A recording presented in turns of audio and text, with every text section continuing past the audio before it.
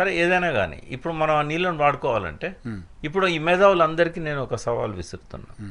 మీరు చెప్పండి, లిఫ్ట్ చేయకుండా ఈ 968 టీఎంసీలను మీరు ఎట్లా తీసుకొస్తారు తెలంగాణకు? తమిళహేట్ దగ్గర ఎక్కడో కట్టాలి, తమిళహేట్ దగ్గర కడితే గ్రావిటీతో వచ్చాయి, అనవసరంగా డబ్బులు వేస్ట్ చేశారు. ఇది ఎందుకు ఈ మిస్కాన్సెప్షన్? 10,000 కోట్ల రూపాయలు ఓన్లీ పవర్ బిల్కే ఖర్చు చేస్తున్నారు. ఎస్, ఈ అప్డేట్ కావాలి వాళ్ళు. ఇది మిస్కాన్సెప్షన్. ఎందుకంటే ఫస్ట్ రిపోర్ట్ ఏదైతే ఉన్నదో రిటైర్డ్ ఇంజనీర్స్ రూపొందించిన రిపోర్టు, దానిలో ఏం రాశారంటే వాళ్ళు ఎల్లంపల్లి నుంచి మన తుమ్మిడిహట్టు నుంచి ఎల్లంపల్లికి లెవెల్స్ 140 152 అక్కడ పెట్టారు. ఇది 148లో ఉంటుంది, ఏది మన ఎల్లంపల్లి. కాబట్టి ఈజీగా గ్రావిటీతో తేవచ్చు అని చెప్పేసి వాళ్ళు పెట్టారు. గవర్నమెంట్ కూడా సెంట్రల్ గవర్నమెంట్కి పంపించిన దానిలో అదే పెట్టింది. తర్వాత డీటెయిల్డ్ ప్రాజెక్ట్ రిపోర్ట్ సర్వే చేశారు. చేసినప్పుడు ఏమైందంటే కోల్ మైన్స్ వచ్చాయి మధ్యలో. కోల్ మైన్స్ వచ్చినప్పుడు లిఫ్ట్ చేయాలని చెప్పారు. దీనివల్ల ఏమైంది, 2 లిఫ్ట్లు అవసరం అవుతున్నాయి. 152 దగ్గర నుంచి కాలువలు తీశారు ఒక 70 కిలోమీటర్లు. రాజశేఖర రెడ్డి ఉన్నప్పుడు 2008లోనే అప్పుడే ఆయన ప్రాజెక్టు బిడ్డింగ్ అవన్నీ అయినాయి, కాంట్రాక్ట్ అవార్డ్ అయింది. ముందు అడ్వాన్స్ మొబిలైజేషన్ అడ్వాన్స్ ఉండే, అప్పుడు అంతా ఆ సిస్టమ్ ఉండే కదా. 10% డబ్బులు కూడా ఇచ్చేశారు. ఓ 10,000 కోట్లు పోయినాయి వాళ్ళ కాంట్రాక్టర్లకి. తవ్విన్లు కూడా వాళ్ళు తవ్విన తర్వాత మహారాష్ట్ర పేచి పెట్టి, మీకు తెలుసు అదంతా 148 కంటే ఒక్క ఇంచు కూడా నేను పైకి పోనీయాను, 148లో కట్టుకోండి అని చెప్తే విధి లేక కేసీఆర్ సంతకం పెట్టించుకున్నాడు 148కి. ఇప్పుడు 148 నుంచి ఎల్లంపల్లి పోవాలంటే ఫస్ట్ ఇక్కడ 4 మీటర్స్ లిఫ్ట్ చేయాలి. మళ్ళీ అక్కడ పోయిన తర్వాత 70 కిలోమీటర్లు పోయినాక ఒకటి 20 మీటర్ లిఫ్ట్, ఒకటి 40 మీటర్ లిఫ్ట్ మళ్ళా పెడితే తప్ప ఎల్లంపల్లిలో పడవు. ఓకే, 3 లిఫ్ట్లు ఇక్కడ కూడా వచ్చినాయి కదా. సో వాళ్ళు డిజైన్ చేసిన దాంట్లో కూడా ఉంది 3 లిఫ్ట్లు ఉన్నాయి.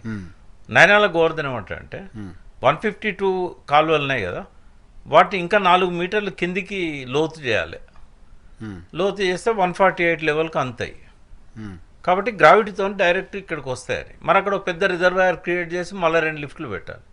దానివల్ల ఏం బెనిఫిట్ అవుతుంది, ఒక్క లిఫ్ట్ తగ్గుతుంది. మళ్ళీ తవ్వడం ఇది మామూలు విషయమా? 4 మీటర్లు అంటే 12 ఫీట్లు కిందికి డీప్ కట్ చేయాలి అంటే అదొక ఆల్టర్నేటివ్ అని ఆయన చెప్తున్నాడు. ఇంకొక ఆల్టర్నేటివ్ను రిటైర్డ్ ఇంజనీర్స్ ఒకటి పెట్టారు.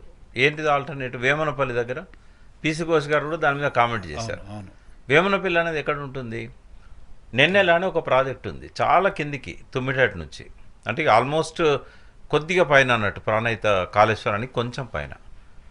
అక్కడ ఒక లిఫ్ట్ పెట్టి ఈ నీళ్లను వేమనపల్లి దగ్గర ఒక చిన్న రిజర్వాయర్ లాగా దాన్ని చెక్ డ్యామ్ అన్నారు, ఒక బ్యారేజ్ కట్టి అక్కడ నుంచి ఆ నీళ్ళని నెన్నెల ప్రాజెక్టులో చిన్నది నెన్నెల నాట్ ఈవెన్ 1 టీఎంసీ అందులో పోసి అందులో నుంచి లిఫ్ట్ చేసి ఎల్లంపల్లికి పోయాలంటారు. సరే, ఇంకొక అక్కడ నుంచి కూడా ఒక 3 లిఫ్ట్లు అవసరం అవుతాయి. నాకు తెలిసి 3 లిఫ్ట్లు తప్పవు. మరి ఇక ఇప్పుడు కేసీఆర్ పెట్టింది 3 లిఫ్ట్లే కదా. తేడా ఏంది? ఒకవేళ నయనాల గోవర్ధన్ చెప్పినట్టు రిజర్వాయర్ అక్కడ కట్టడము, గ్రావిటీతో తీసుకొచ్చి అక్కడ నుంచి లిఫ్ట్ చేయాలి, 12 ఫీట్ల డీప్ కట్ చేయాలన్నా కూడా స్టోరేజీ మనకు వచ్చిన నీళ్ళను వచ్చినట్టుగా లిఫ్ట్ చేయడానికి ఎంత స్టోరేజీ, మరి అక్కడ కోల్ మైన్స్ ఉన్నాయి, అదంతా సాధ్యమైద్ది అనేది ఒకటి. తుమ్మిడిహట్టు దగ్గర ఎందుకు సాధ్యం కాదంటే 148లో మనకు 1.8 టీఎంసీకే మనకు రిజర్వాయర్ సాధ్యమవుతున్నది. అంతకుముందు అనుకున్నది 152లో అయితేనేమో 5.6 టీఎంసీ. ఓకే, అంటే 3.5 రెట్లు ఎక్కువ ఉంటుంది. 5.6 నుంచి వచ్చిన నీళ్ళని వచ్చినట్టు లిఫ్ట్ చేయడం కొంతవరకు సాధ్యమవుతుంది. 1.8 నుంచి సాధ్యం కాదు, ఎందుకంటే జంప్ చేస్తే డైరెక్ట్ నదిలోకి వెళ్ళిపోతాయి. కాబట్టి దానికంటే ఇక్కడే బెటర్ అని వీళ్ళు అనుకున్నారు. దాన్ని అనుకోవడానికి కారణం ఏంటంటే లిఫ్ట్ చేయగలిగేది అక్కడ నుంచి 44 టీఎంసీ. ఇది 148లో రిజర్వాయర్ కడితే లిఫ్ట్ చేయగలిగేది ఓన్లీ 44 టీఎంసీ. అవైలబిలిటీ ఇక్కడ ఎక్కువ ఉంది, అక్కడికంటే అవైలబిలిటీ ఎక్కువ ఉంది, లిఫ్ట్ చేయడానికి స్కోప్ ఎక్కువ ఉంది. అయితే అక్కడ ఇంకొకటి కూడా మనం ఆలోచించాల్సింది, ఈ ప్రాణహిత చెవెళ్ళ ప్రాజెక్టులోకి ఒకసారి పోదాం. రాజశేఖర రెడ్డి డిజైన్ చేసిన ప్రాజెక్టు, అందులో 30 టీఎంసీలు హైదరాబాద్ మంచినీళ్లకు. ఎందుకంటే పైనుంచి ఎల్లంపల్లికి వస్తే అనే గ్యారంటీ లేదు కాబట్టి. 16 టీఎంసీలు ఎన్టీపీసీకి, పరిశ్రమలకు, రామగుండం ఏరియాలో కొంత ఇండస్ట్రియల్ కారిడార్ చేయాలనుకున్నారు, 46 టీఎంసీలు. ఇంకా 10 టీఎంసీలు ఎన్రూట్ విలేజెస్కి, మిషన్ భగీరథ ఇట్లాంటి వాటికి. అంటే 56 టీఎంసీలు మనకు తాగునీటికి, పరిశ్రమలకే కావాలి కదా. మరి అక్కడ దొరికేది 44 టీఎంసీలు. ఓకే, 16,40,000 ఎకరాలకు ఆయన పెట్టాడు. స్థిరీకరణ అది కొత్త ఆయకట్టు ఏం కాదు. కొత్త ఆయకట్టు 16,40,000 ఎకరాలు రాజశేఖర రెడ్డి పెట్టింది అప్ టు చేవేళ్ళ వరకు. మ్మ్. తర్వాత కేసీఆర్ గారు వచ్చాక ఉద్యమకాలంలో డిమాండ్స్ చాలా వచ్చాయి, ఎమ్మెల్యేస్ అంతా మాకు కావాలంటున్నారు అని 18,25,000 పెంచాడు దాన్ని. మ్మ్. మ్మ్.